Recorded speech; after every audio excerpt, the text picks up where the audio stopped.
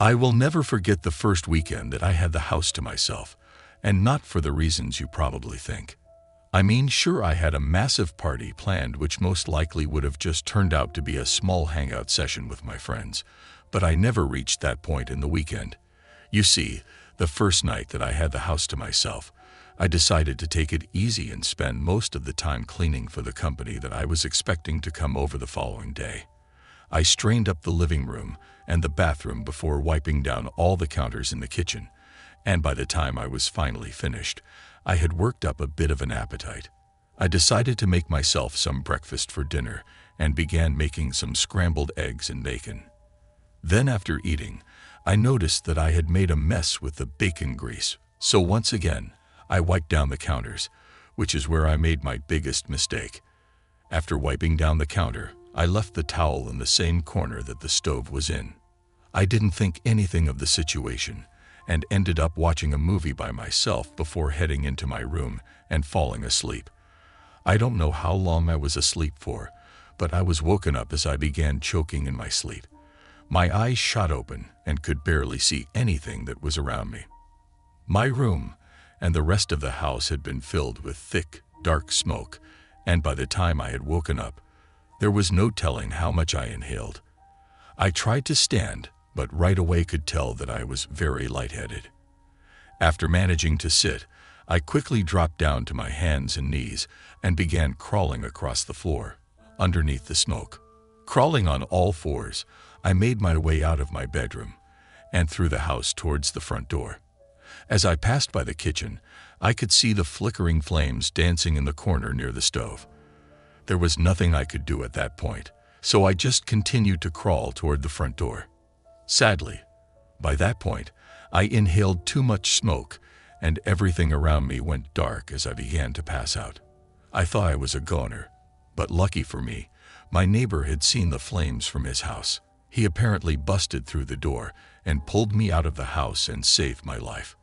I didn't wake up until I was already in the ambulance and heading toward the hospital.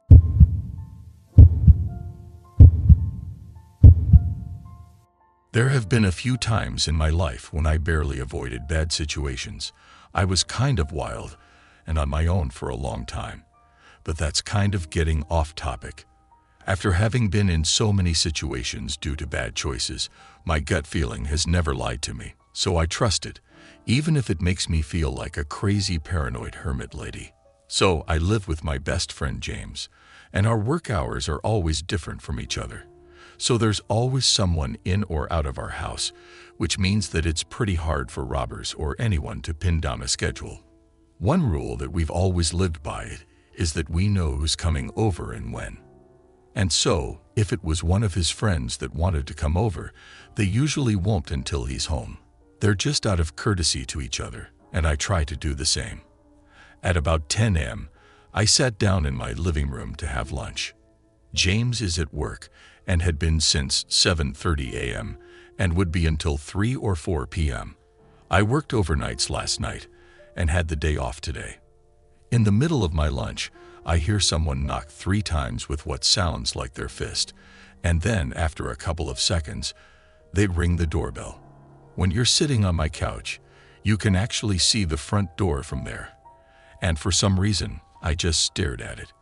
I waited for the screen door to slam shut, giving clues to it being the delivery guy or something, but there was no sound of the door shutting. So I take a moment to try and think of anyone it could be, and my next move is to text James. There was another knock, and it was followed up by the doorbell again. And after another minute, James texts back and says that we aren't expecting company and inquire if it might be a delivery or something. But I knew that it wasn't, and finally, the screen door slammed shut, and that let me know that they had at least stepped away. Curious though, I got up to peer out the peephole in the door, and walking up the pathway away from the house is a guy in a pink salmon-colored hoodie. It's 85 degrees out, and he has a hoodie on with his hood up, so you can't really see his face.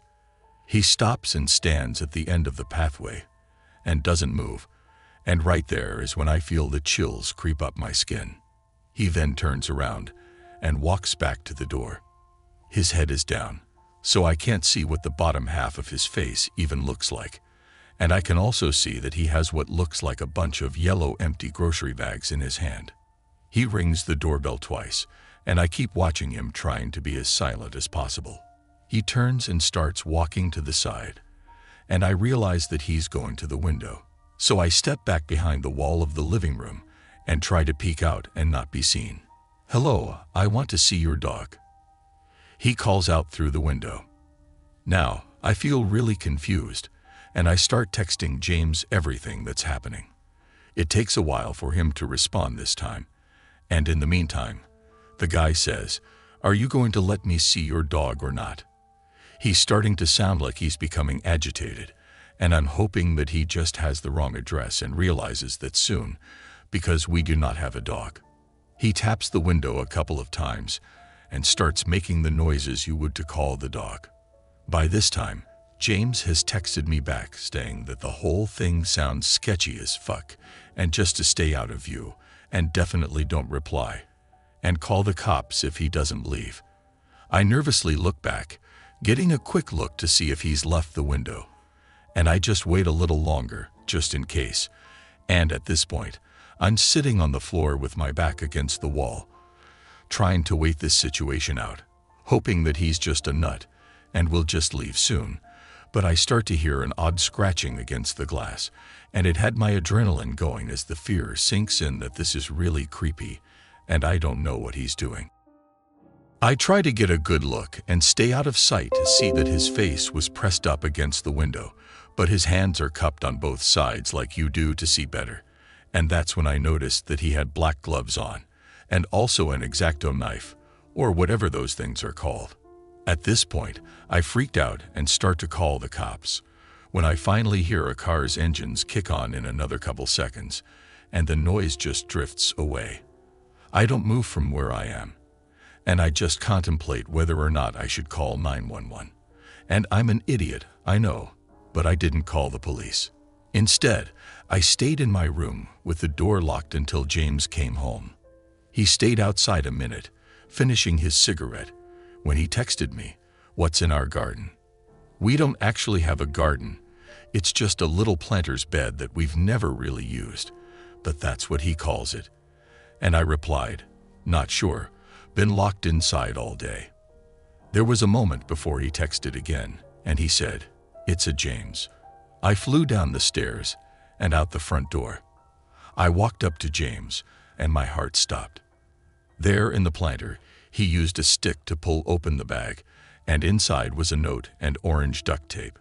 I said to James, practically shaking, that I should have called the cops earlier, but we need to call them now, and he replied that he had already called them. We didn't look into the bag any further and just gave it to the police, and they asked if we could stay with anyone else tonight. They were reluctant to say why, and then after pressing a bit more, they told James that the note had said, "I'll come back tonight." And now we're currently staying at James' mom's house.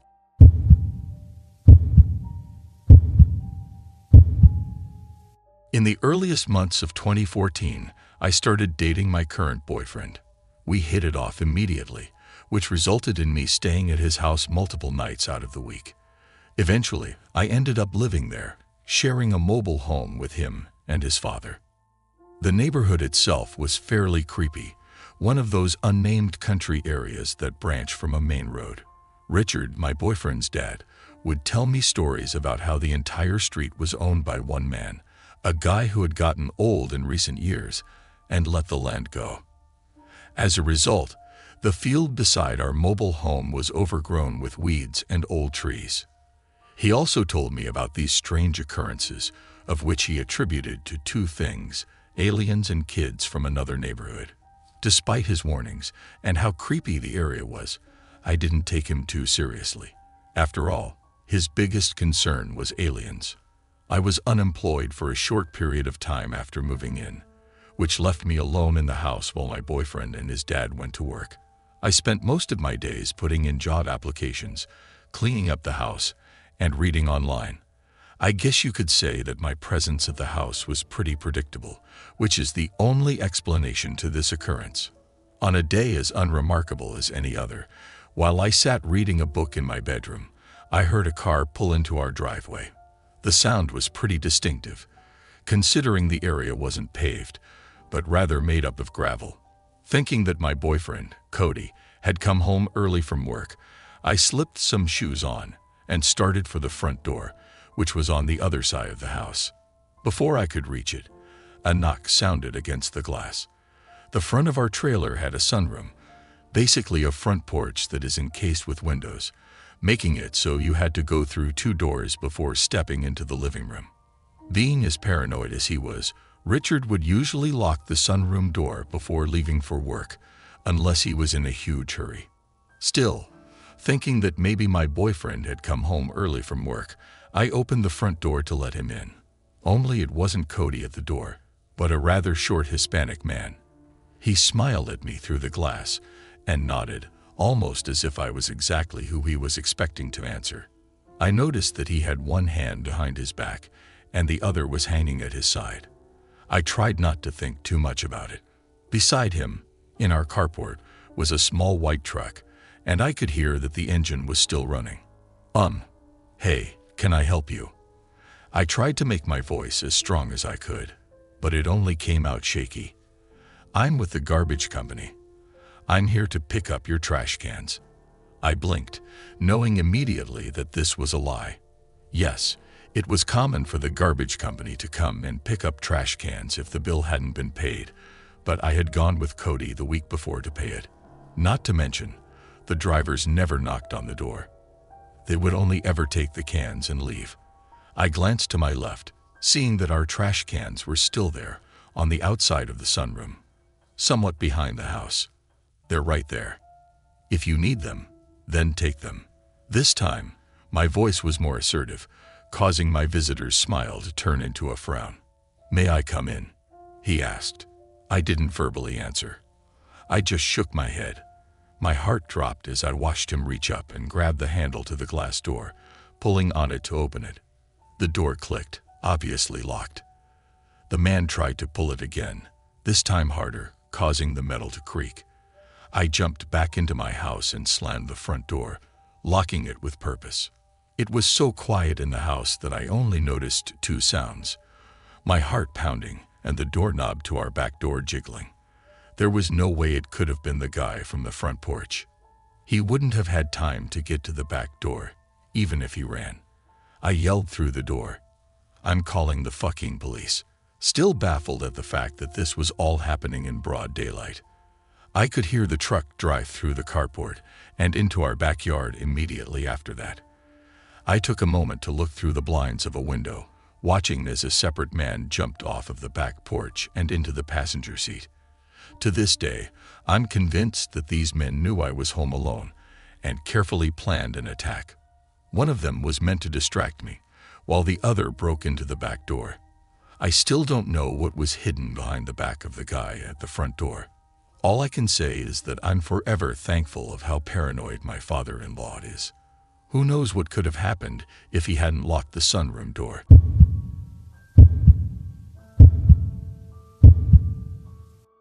It was the middle of summer, and my parents had left for the weekend to go to our home in Cape Cod. It's about a 2-hour drive away, so it's no big deal for them to leave me at home for a few days. My mom had made some pulled pork and pasta for me to heat up whenever I was hungry, and I had some money if I wanted to order a pizza or something. Things were all good. The first night I was alone. I stayed up until about 3 in the morning playing Xbox, so I woke up really late the next day. I checked my phone when I woke up and saw it was a little past 1 p.m. I'd made plans to play some street hockey with a few friends at 3, so I threw myself out of bed and stumbled into the shower. I take really long showers, so when my parents are gone, I go mental. I was in there for about 45 minutes when I heard my back door open. I immediately froze, since obviously I was supposed to be alone. I waited for about 2 minutes, ears trained in trying to hear anything else. Nothing. I figured it was just the wind, or maybe my parents were home early. So I turned off the shower, wrapped my towel around myself, and slowly walked down the stairs to check it out. The bathroom is directly upstairs from the back door, and the thing is pretty loud when it opens and closes. So the stairs to the kitchen, where the back door is, are pretty tight and walled in, so I can't see into the kitchen when I walk down. Even though my house is old as shit, and each step on the stairs makes a super loud creak, I still took my time and tried to be as quiet as possible. I probably took 45 seconds walking down all of the 12 stairs. When I get to the second to last stair, right before I could see around a corner into the kitchen, I take a little breath to compose myself. In my mind, I knew I was being stupid. There obviously wasn't anyone in the kitchen. There's no way I wouldn't have already heard another noise, and there's no reason for them to still be in the kitchen, even if there were burglars or something in the house. After sort of mentally chastising myself for being such a wuss, I sort of chuckled to myself for being so stupid and just normally walked the last 2 stairs and turned the corner into the kitchen. Standing about 2 feet away from me, in the middle of the kitchen, is a man staring straight at me, perfectly still, with a massive smile across his face. He's just staring at me. The thing I remember most vividly wasn't his face or his smile, but his arms. They weren't just at his side. He held them in the strangest, most abnormal position I've ever seen. They were where one would normally hold their arms, but he had rotated them to the point where they were almost completely reversed, as well as lifting them up and a little bit behind himself. I don't know why I remember this so much, but it's just the most demonic, abnormal position I've ever seen. Honest to God, I think I almost had a heart attack right there. Looking back, I can realize how fucking creepy this situation was. But in the moment, I just took a step towards him and punched him as hard as I could in the jaw, sort of half slapping, half pushing him towards the ground. The second I connected, I beelined up the stairs, dropping my towel in the kitchen, with my heart beating out of control. I fucking sprinted into my room and locked the door behind me. I quickly put a chair up against the doorknob, like you see in TV. Almost without thinking, I immediately called 911 and, nearly in tears, told the operator what happened. As I sat on the floor of my room in practically the fetal position, I noticed that the light coming from the gap between my door had stopped. The fucker was standing outside of my door. There's no words to describe the feeling I had. I was paralyzed with fear, watching the shadow across the bottom of my door shift in tiny ways. I stayed balled up, staring at the gap, praying that the man would just go away for what seemed like an hour. All the while, the 911 operator was asking, "Hello? Sir, are you there? Hello?" I didn't want to make a noise, and even if I wanted to move my arms to bring the phone up to my mouth, I don't think I could have. Eventually, the light returned to the gap, and I heard the faintest of footsteps slowly creaking the wooden floorboards as he walked down the hall. It was silent for minutes as I just sat there curled up, unable to even speak. Fear does funny things to the body. I heard banging on the front door, and the sound of 2 officers entering my house. I finally felt safe, and I opened up the door to the 2 of them standing there. I almost cried. Nowadays, my parents never leave me home alone, thank God. I check every lock on the house before going to bed. I still get nightmares occasionally, and my heart starts racing whenever I see someone standing still, but I'm doing all right. Even working with sketch artists and a few lineups, the police never found whoever the fuck was in my house. That sends shivers down my spine every time I look outside, half expecting to see him standing across the street, smiling under a lamppost.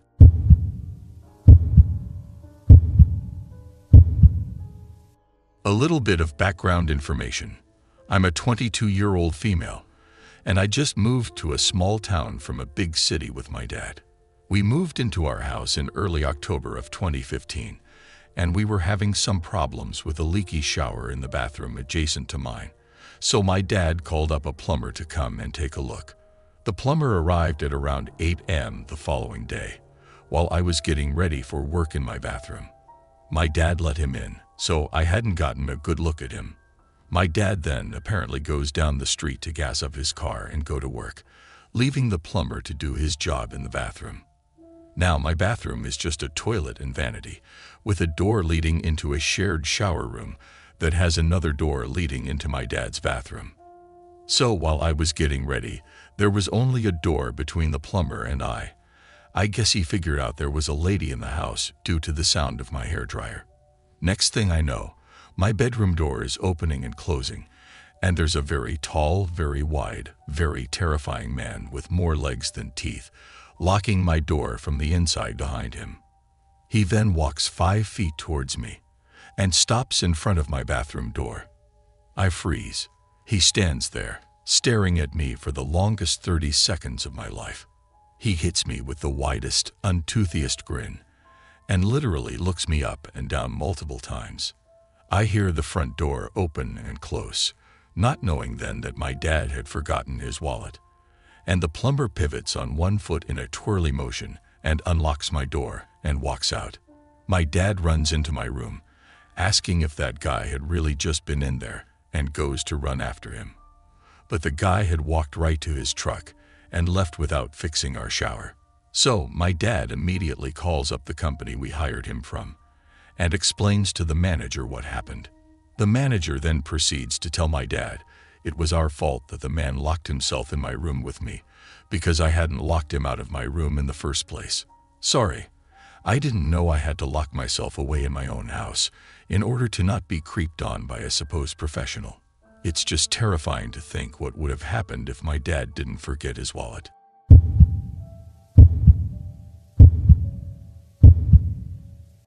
This story took place in December of last year. My parents took my sisters to my aunt's house about 30 minutes away from mine, and I didn't want to go, so my parents left me home alone with my dog. It was around 8:30 p.m., and in the wintertime, so it was already pitch black by now. I was in the middle of playing a game on my TV in my room when I heard a noise. This was unusual, but being the 15-year-old that I was, I decided not to pay any attention to it. A few minutes later, though, I heard another noise, but it sounded closer. This time I decided to pause my game and go investigate a bit. I did a full sweep of the house and found nothing. This sort of creeped me out, but there wasn't much I could do, so I just went back and kept playing. Some time went by, and I recall the time being around 10:20 p.m. My dog had come up to me and started getting all excited and jumping around for a bit.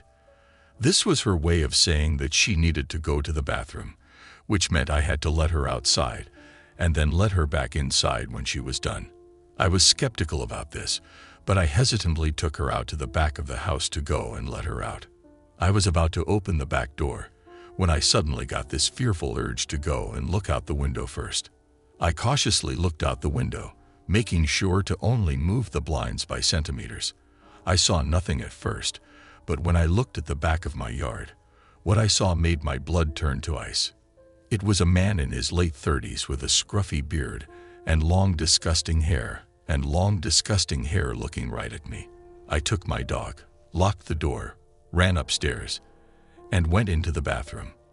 Then I locked the door there. I called my parents, and they were home in 20 minutes. The cops were called, but they never found the guy. I still wonder to this day what would have happened if I didn't look out the window first.